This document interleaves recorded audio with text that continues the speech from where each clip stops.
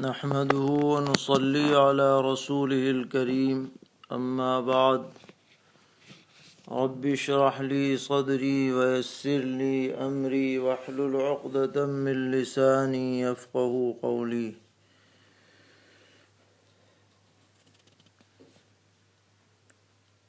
محترم سامعین،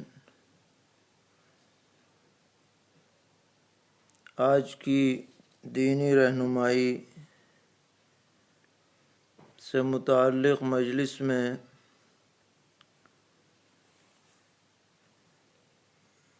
ہمارے پاس آئے ہوئے مختلف سوالوں کے جوابات پیش کیے جائیں گے۔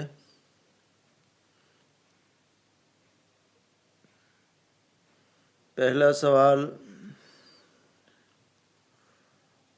کورونا وائرس ہی سے متعلق ہے کہ روزے کی حالت میں کورونا کا ٹیسٹ کرانا صحیح ہے یا نہیں۔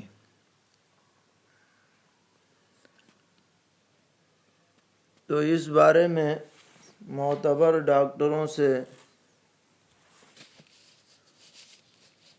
تحقیق سے یہ بات معلوم ہوئی کہ ٹیسٹ کے لیے جو اسٹک ڈالی جاتی ہے گلے میں،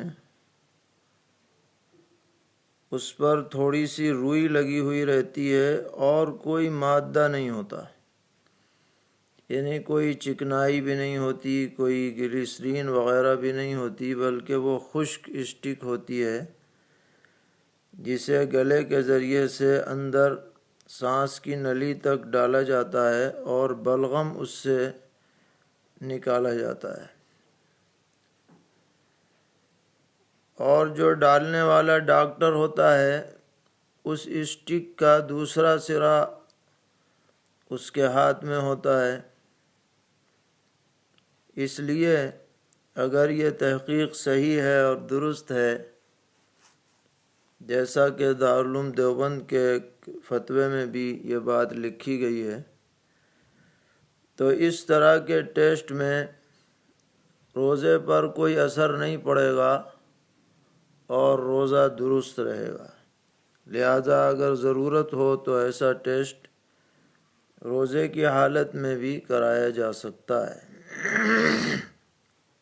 تاہم اگر گنجائش ہو اور کوئی ایسی جلدی نہ ہو تو افطار کے بعد کرا لیں، موقع ہو تو زیادہ بہتر ہے۔ دوسرا سوال روزے سے متعلق ہے کہ شوگر کے جو مریض ہیں وہ بعض مرتبہ کھانے سے پہلے انسولین کا انجیکشن لگاتے ہیں۔ تو سائل نے یہ سوال کیا ہے کہ افطار سے 5 منٹ پہلے یہ شوگر پیشنٹ اور مریض انسولین کا انجیکشن لگا سکتا ہے یا نہیں، کیونکہ عام طور پر اسے پیٹ میں لگایا جاتا ہے۔ تو اس بارے میں لگانے والوں سے تحقیق ہوئی کہ یہ انجیکشن براہ راست معدے تک نہیں پہنچتا بلکہ گوشت کے اندر لگایا جاتا ہے،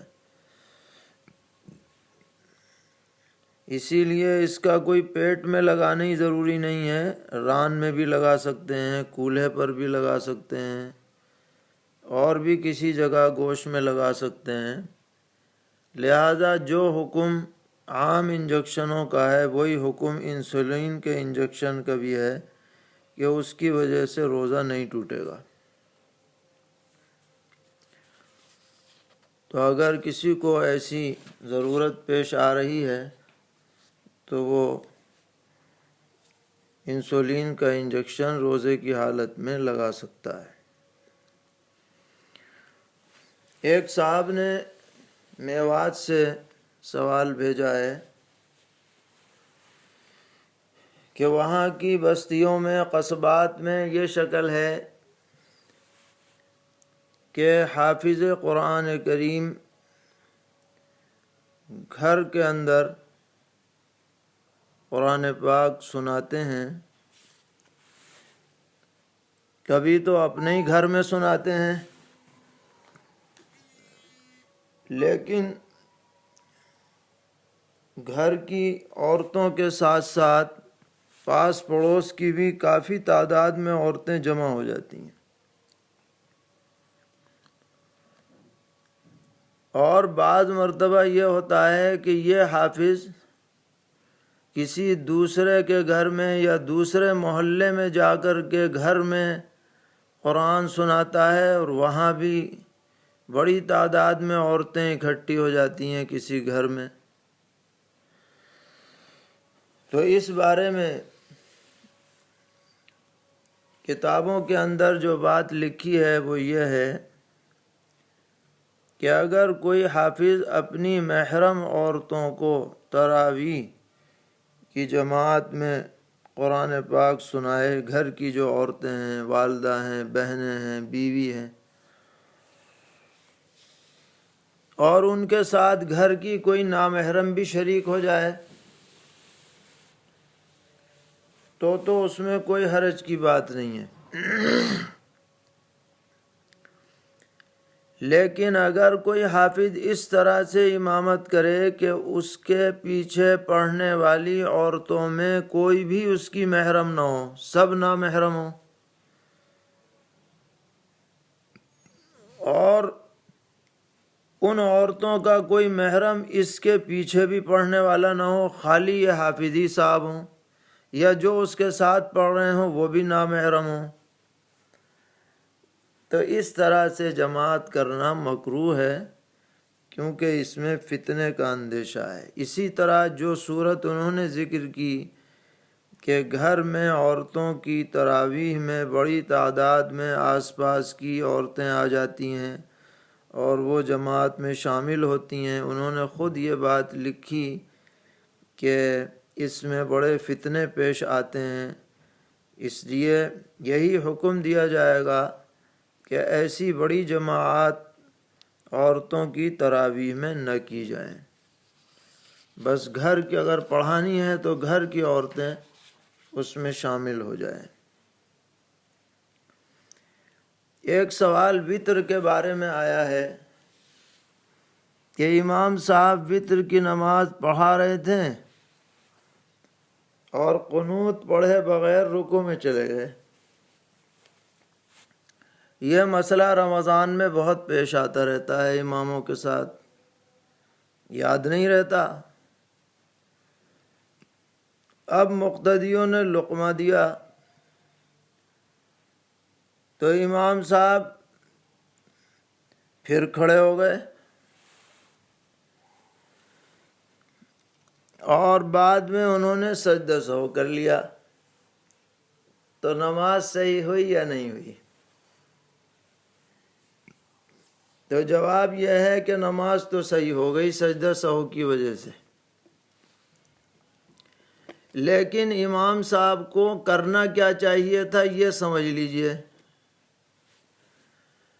کہ اگر قنوت بھولے سے رہ جائے اور آدمی رکوع میں چلا جائے اور بعد میں یاد آئے کہ میری قنوت چھوٹ گئی ہے،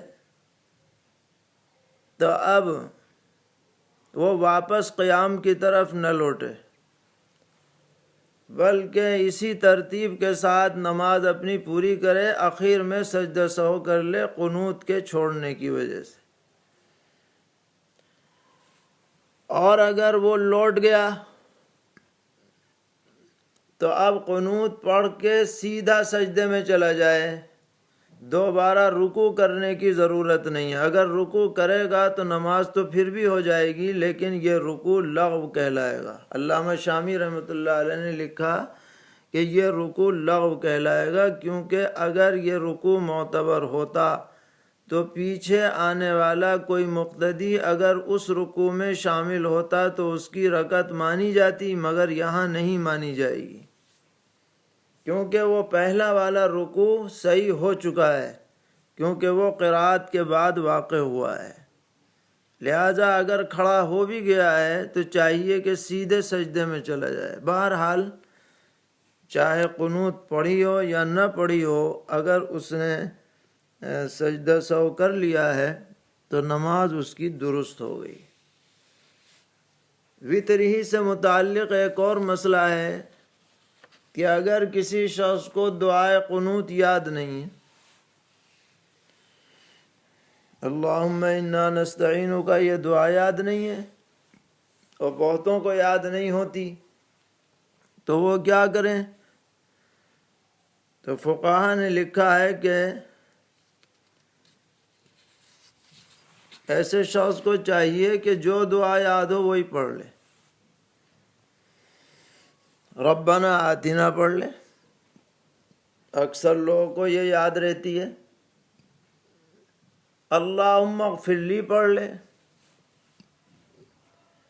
یا کوئی ذکر کر لے، سبحان اللہ والحمد للہ ولا الہ الا اللہ واللہ اکبر، اس سے بھی قنوت کا جو وجوب ہے وہ ادا ہو جائے گا۔ ایک سوال یہ بھی کیا گیا کہ آج کل لاک ڈاؤن کی وجہ سے گھر ہی میں نمازیں پڑھی جا رہی ہیں، تو کیا گھر کے اندر بھی نماز پڑھنے کے لیے اذان دینی ہوگی؟ یہ بھی سوال بکثرت کیا جاتا ہے۔ تو اس کا جواب یہ ہے کہ مسجد کی اذان وہ گھر کے لیے بھی کافی ہو جاتی ہے، محلے کے لیے کافی ہو جاتی ہے۔ جو سنیت ہے اذان کی وہ مسجد کی اذان سے حاصل ہو جائے گی۔ لیکن جہاں پر بھی جماعت ہو رہی ہے، اگرچہ وہ گھر میں ہو رہی ہو، بیٹھک میں ہو رہی ہو، جنگل بیابان میں ہو رہی ہو، کہیں بھی ہو رہی ہو، افضل اور مستحب یہ ہے کہ اس کے لیے الگ سے اذان کہہ دی جائے۔ لہذا جہاں پر کوئی مانع نہ ہو تو گھروں میں اپنی جماعت سے پہلے اذان کہہ لیں تو زیادہ بہتر ہے۔ نہ کہیں گے تو محلے کی اذان کافی ہو جائے گی، کوئی حرج کی بات نہیں ہے۔ آج کل چونکہ گھر کے اندر نمازیں ہو رہی ہیں تو ایک بڑا خیر کا پہلو یہ نکل کے آیا ہے کہ جن لوگوں نے زندگی میں کبھی امامت نہ کی ہو، آج وہ بھی امامت کے لیے کھڑے ہو گئے۔ اب چونکہ کبھی امامت نہیں کی، اس لیے مسائل کا بھی زیادہ استحضار نہیں رہا، تو اسی کے متعلق ایک سوال آیا ہے کہ ہمارے گھر میں میاں بیوی اور 2 لڑکیاں ہیں، تو جماعت کے ساتھ نماز پڑھنے کی کیا صورت ہوگی؟ یعنی صفیں کیسے بنائی جائیں گی؟ تو اس میں ترتیب یہ ہوگی کہ شوہر صاحب امام بن جائیں گے اور بیوی اور دونوں لڑکیاں پیچھے، بالکل پیچھے، برابر میں نہیں کھڑی ہوں گی، بالکل پیچھے، تینوں ایک صف میں کھڑی ہو جائیں گی۔ اور امام صاحب جب نماز پڑھائیں ان کو تو ان کی نیت بھی کریں۔ عورتوں کی نماز کے لیے صحیح ہونے کے لیے یہ بھی ضروری ہوتا ہے کہ جو ان کی امامت کر رہا ہے وہ یہ بھی ارادہ کرے کہ میں عورتوں کو نماز پڑھا رہا ہوں۔ زبان سے کہنا ضروری نہیں ہے، دل میں خیال ہونا کافی ہے۔ تو یہ شوہر صاحب جب نماز پڑھائیں تو یہ دل میں خیال کریں کہ میں ان خواتین کو بھی نماز پڑھا رہا ہوں، اور تکبیر جب کہیں تو خود ہی کہہ لیں، عورتوں کو تکبیر کہنے کی ضرورت نہیں ہے، یہ امام صاحب خود ہی تکبیر کہہ لیں، خود ہی نماز پڑھا دیں۔ ایک صاحب نے یہ مسئلہ پوچھا ہے کہ بعض اوقات سنت پڑھتے وقت آخری رکعت میں سورہ فاتحہ کے بعد سورت ملائے بغیر رکوع میں چلے جاتے ہیں، یہ سمجھتے ہوئے کہ گویا ہم فرض نماز پڑھ رہے ہیں، کبھی خیال نہیں رہتا ہے، سورہ فاتحہ پڑھ کر اور سیدھے رکوع میں چلے گئے، تو اب کیا کرنا ہے؟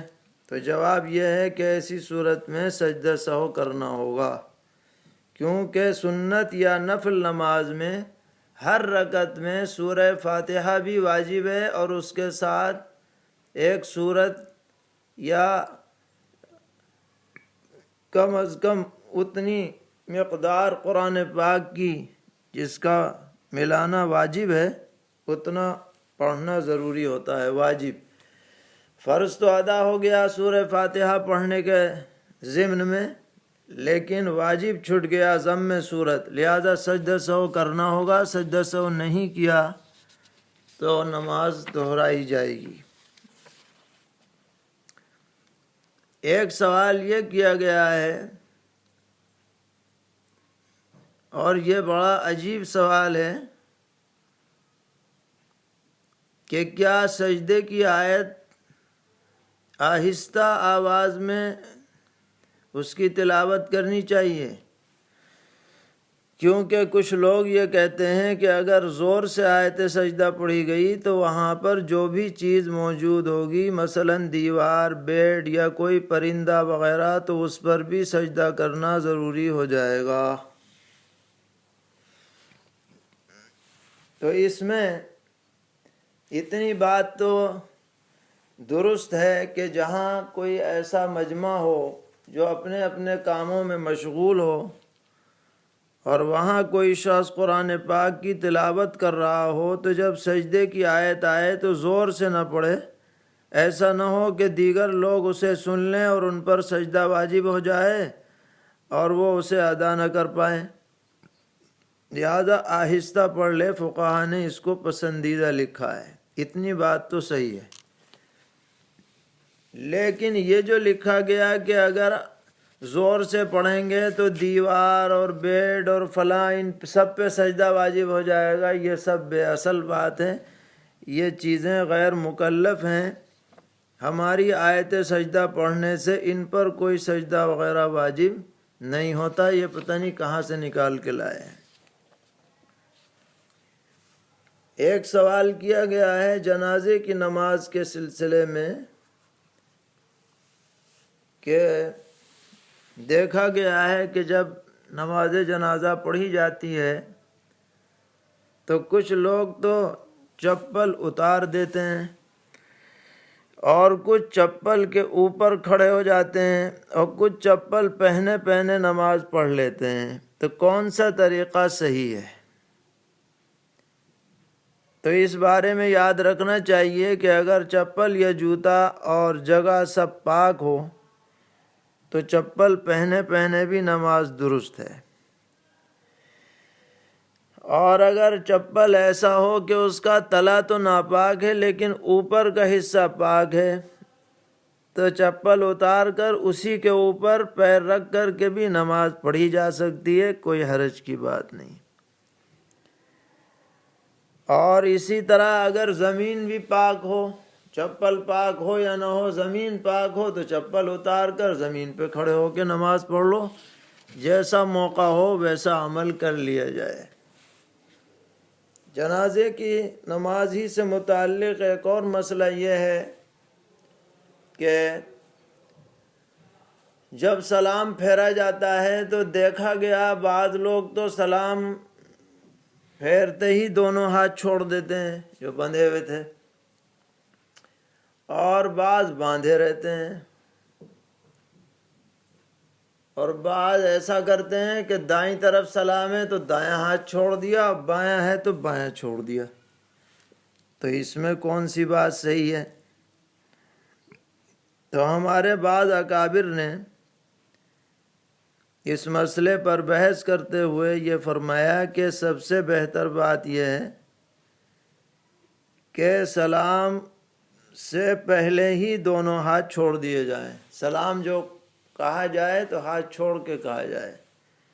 ایک بڑے عالم قریبی زمانے کے گزرے ہیں، حضرت مولانا مفتی رشید احمد صاحب لدھیانوی احسن الفتاوی ان کے فتوے کی کتاب ہے، بہت مقبول معتبر سمجھی جاتی ہے، انہوں نے اسی کو ترجیح دی۔ لیکن ہمارے حضرت فقیہ الامت حضرت مفتی محمود حسن صاحب گنگوہی رحمۃ اللہ علیہ کے فتاوی میں یہ بات لکھی گئی ہے کہ اس کے اندر دونوں باتوں کی گنجائش ہے، چھوڑ دیں تو بھی حرج نہیں، باندھے رہیں تو بھی حرج نہیں، اس لیے اس کو موضوع بحث نہ بنایا جائے تو بہتر ہے۔ ایک صاحب نے یہ بھی سوال کیا ہے، بلکہ کئی لوگوں نے سوال کیا کہ تراویح کی نماز جو 2 رکعت پڑھی جاتی ہے، کیا ایک سلام کے ساتھ 4 رکعت بھی پڑھ سکتے ہیں یا نہیں پڑھ سکتے؟ تو اس کا جواب یہ ہے کہ اگر 2 رکعت پر قاعدہ کیا ہے تو 4 بھی پڑھنے کی گنجائش ہے، لیکن بہتر یہی ہے کہ 2 رکعت کر کے پڑھا جائے، کیونکہ متوارث اور معمول امت کا یہی ہے کہ 10 سلاموں سے 20 رکعت پڑھی جائیں، اور جب آپ دوسری رکعت پر قاعدہ کریں گے تو فرق زیادہ نہیں پڑے گا، 2-4 منٹ کا فرق پڑے گا۔ تو یہ تو رمضان المبارک کا مہینہ ہے، اس کے اندر جلد بازی مناسب نہیں ہے، جتنا بھی وقت عبادت میں لگ جائے اتنا بہتر اور اچھا ہے، لہذا جو متوارث طریقہ ہے اسی کے مطابق تراویح پڑھی جائے تو بہتر ہے۔ اللہ تعالی ہم سب کو عمل کی توفیق عطا فرمائے اور اس ماہ مبارک کو سارے عالم کے لیے خیر اور برکت، رحمت اور ہدایت کا ذریعہ بنائے۔ وصلی اللہ تعالی علی خیر خلقہ محمد وآلہ وصحبہ اجمعین برحمتک یا ارحم الراحمین۔